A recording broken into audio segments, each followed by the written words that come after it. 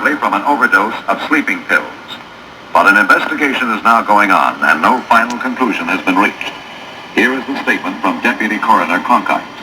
On the basis of all the information obtained, it is our opinion that the case is a probable suicide. Yes. 85. For 23 years, there have been those who disbelieved the official verdict in the death of Marilyn Monroe. Sergeant Jack Clemens was the first police officer called to Marilyn's home that night. No, it was not a suicide. Marilyn Monroe was murdered. There's no question about it. Others contend there was a political cover-up. For hours, they say, news of Marilyn's death was withheld from police. The time was used, they believe, to spirit Marilyn's lover, Robert Kennedy, out of Los Angeles. To get Bobby out of the whole scene, to get him out of town. The curtain falls. Brief and simple rites mark the funeral of Marilyn Monroe. The death of Marilyn Monroe was the start of a mystery. Talk of her relationship with the Kennedys enticed the malign interest of the mafia. A police inquiry was concluded in haste. A friend who tried to find out more was warned off. There'll be a contract out for you. Is there one now? You better believe it. You better believe it. The events surrounding Marilyn Monroe's death were completely covered up by the Los Angeles Police Department, the Los Angeles County Coroner's Office, and top officials governing Los Angeles County. Black Light here.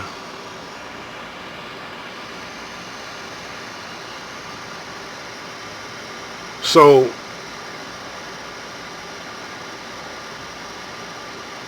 it's a cover-up going on today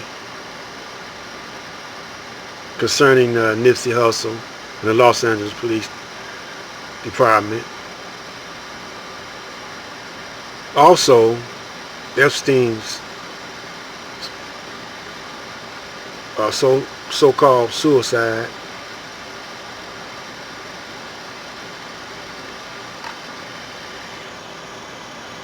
Corruption. Welcome to the Real News Network. I'm Mark Steiner. Great to have you all with us. Jeffrey Epstein is at the top of every news cycle and dominates our digital social media world. He's trafficking in young girls, children to satisfy his and the sexual preferences of so many of the rich and powerful are at the center of all this, as are his connections to that dark world of the unseemly side of the interaction between government, business, and the intelligence world, allegedly. Using sex as blackmail is nothing new. It goes back to the early mob, the CIA, and seems to connect the dots to Epstein. That was the story we're going to tell today, written by our guest, who wrote this for Men Pressed in a 3-part series called Jeffrey Epstein Scandal Too Big to Fail. The 3 parts were hidden in plain sight: government by blackmail, Jeffrey Epstein, Trump's mentor, and the dark secrets of the Reagan era, and Mega, Maxwell's, and Mossad, the spy story at the heart of the Jeffrey Epstein scandal.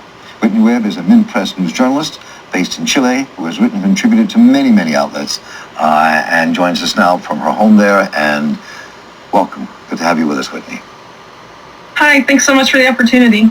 So let's just begin this, how the sojourn began for you, because it seems that the heart of what you're doing here is saying what Epstein was accused of doing, what he did, is nothing new in our annals of this history, that is using sexual blackmail. It goes way back to the mob, to Meyer Lansky, to the founding of the CIA. So talk a bit about that, the genesis of this.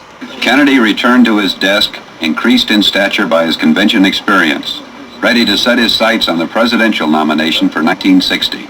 He was assigned to the Senate Labor Rackets Committee headed by Senator McClellan, with Bobby Kennedy as its counsel and Barry Goldwater as a fellow member. He introduced a bill to correct abuses of big business and big labor.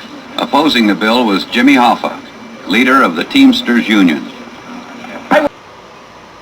When did your feelings start to take on this incredibly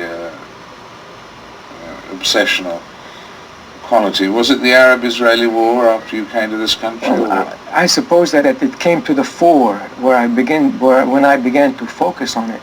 Erupted as soon after the 1967 war, where the Arabs had lost and the Israelis won. And my anger at the American people's reaction to the loss of the Palestinians and the Arabs It was after a campaign speech in Oregon, during which Kennedy promised military support for Israel, that Sirhan targeted him for death.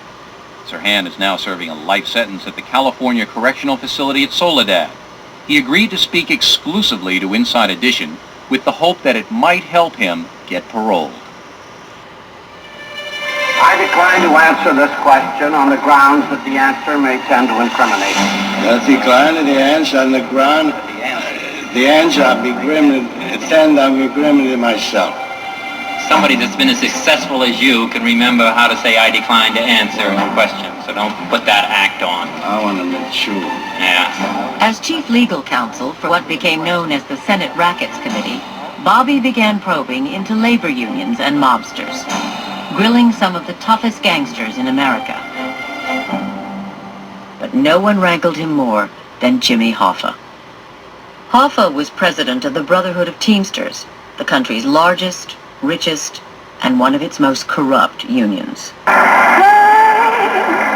Mr. President, for all the things you've done. The innuendos and insinuations were about the possibility of an affair between Marilyn Monroe and President John F. Kennedy. And our problems by the ton. There was an unwritten rule in the 60s: the press didn't report on politicians' extramarital affairs.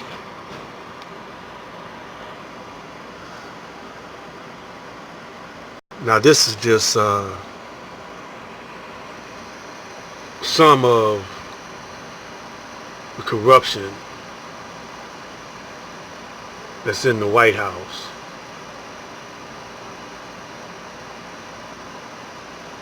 And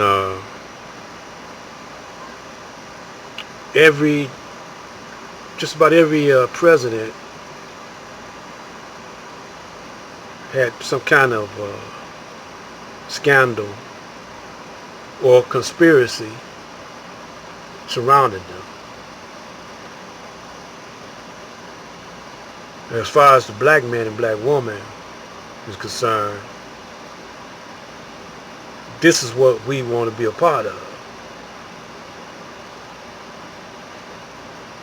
Now, Martin Luther King, he wanted to integrate into this system, living in the dream world. And then he found out later on that his dream world was a nightmare on Elm Street. See, the Caucasians thing is sex.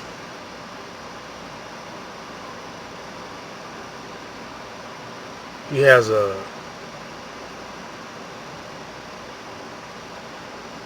jacked up view about sex. You can see it in most of his new movies, that he has a jacked up view of sex. This is one of his flaws. The next flaw, he has a kill mentality.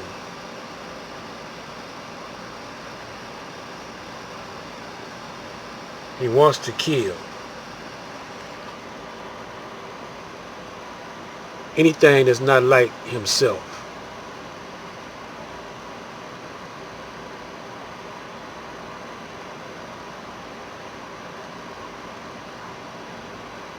And this is what most of you young ones want to integrate into this type of culture. And this corruption is rubbing off on you one way or the other. A lot of you don't want to have a gangster mentality, but you have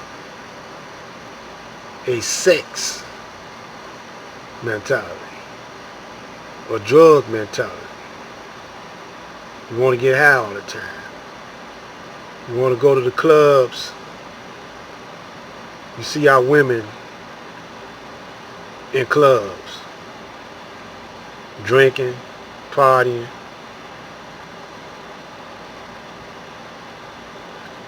we want to integrate into this kind of world. Before we came over here, even while we were over here, our world wasn't like that. We blended in with nature. We didn't have to use drugs like that way. You know, we were more, if you want to use the word spiritual, we were more spiritual. We had soul. I hate to say it, but we're losing our soul now. We're losing our conscience now. Wanting to be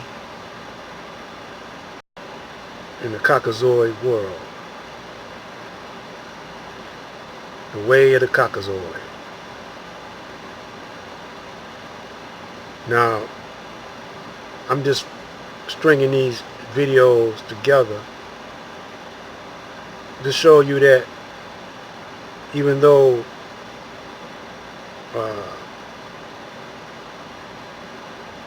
some of these murders and strange deaths, suicide, you know, they can't prove or don't want to prove, because just like the police,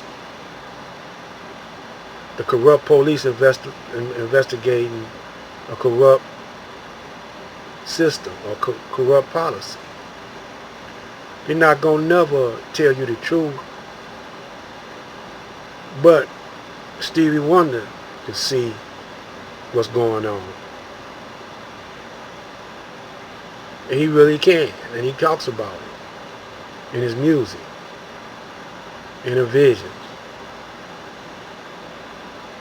He can see what's going on. Even though he can't see like we can see, he can feel what's real. But we can't. Because we like to be in the world of sport and play. Now, in the upcoming videos, you know, Marilyn Monroe was a movie actress. Now we're going to show you how Nipsey's world, Marilyn Monroe's world,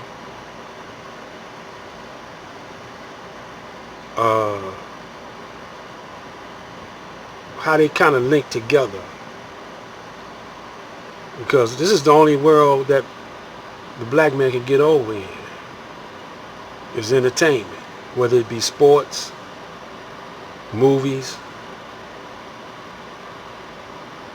So just stay with me.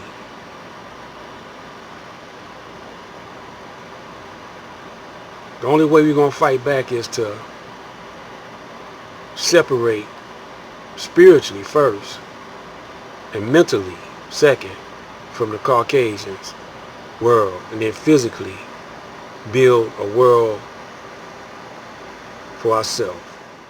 Black lives.